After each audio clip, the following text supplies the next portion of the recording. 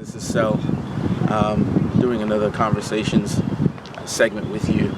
I'm out doing my Gimme 40-minute walk routine, and but I wanted to share something with you this morning as we're on this road of journeying towards fitness and nutrition and being more productive and all of that. My wife and I watched this movie last night called The Arrival.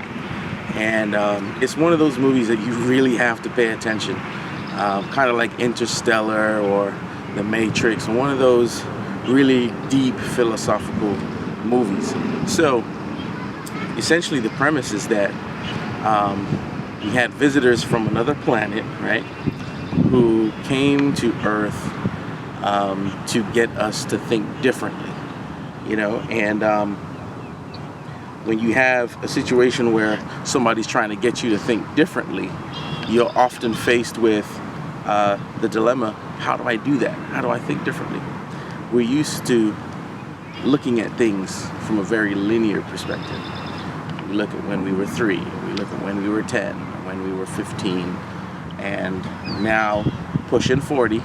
This is the whole reason for this whole Gimme 40 thing, because we're concerned about our mortality. We're concerned about how long are we going to live. Do you know how long you're going to live?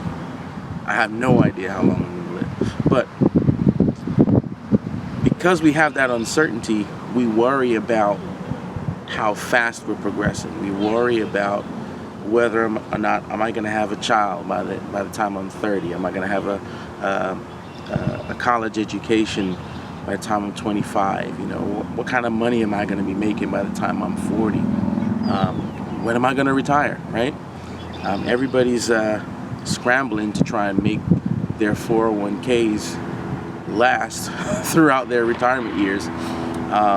We're starting college 529 plans and all kinds of stuff to try and beat the clock, so to speak. What I learned, or what I gathered from the movie, from what it was trying to communicate, is that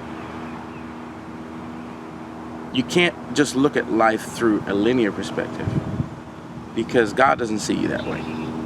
He sees you at the start, He sees you at the end, He sees you at every single point and episode or timeline point in your life. He sees you at every single point of your life, and He doesn't love you based on where you started, or He doesn't love you based on where you ended. He loves you at all of the points in between.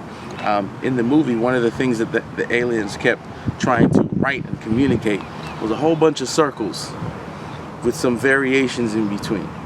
Circles, circles, circles. And I was like, I love the way they put the whole concept together, because when you look at it, everything in life is based off of the construction of a circle. And when God sees us, He sees the eternal soul that He created.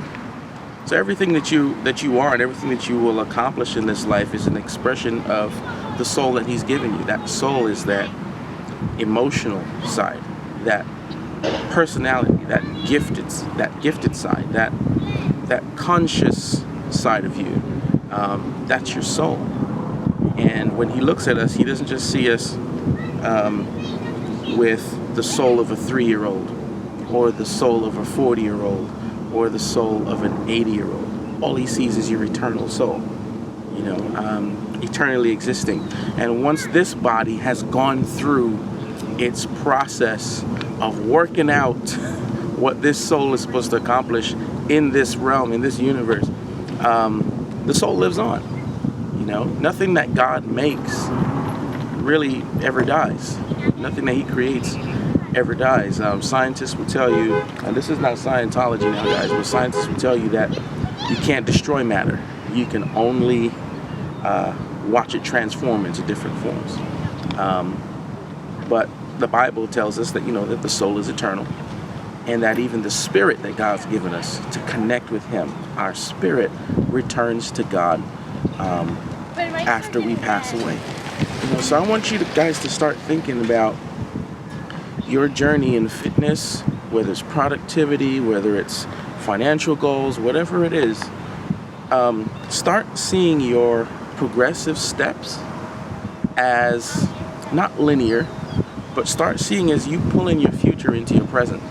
Every time you take 40 minutes to write, or every time you take 40 minutes to exercise, or you take 40 minutes to do something you've been meaning to do, you're actually pulling your future into your present. I'll leave this last thing with you. My wife and I wrote this song on her album called Butterfly, and it was the title track, Butterfly, and there's a lyric that God gave us that said, I'm a butterfly and I'm on my way to getting my wings, but it takes some time.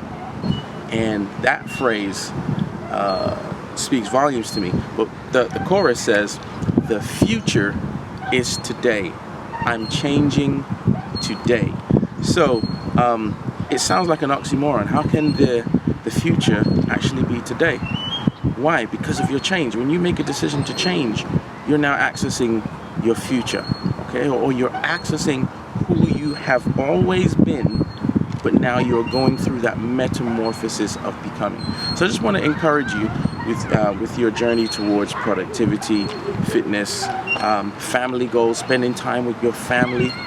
All right, start pulling your future into your present, and you start to see that you're becoming who you've always meant to be. All right, God bless. Give me 40.